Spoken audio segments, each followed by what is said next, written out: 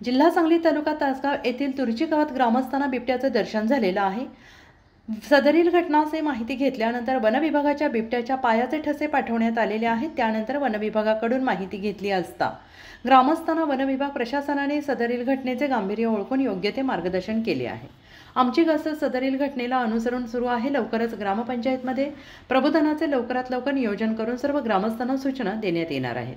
या घटनेचे गांभीर्य ओळखून तालुका तासगाव ग्रामपंचायत तुर्चीचे सरपंच विकास टावरे यांनी तात्काळ गावातील सर्व ग्रामस्थांना योग्य ते मार्गदर्शन केले आहे।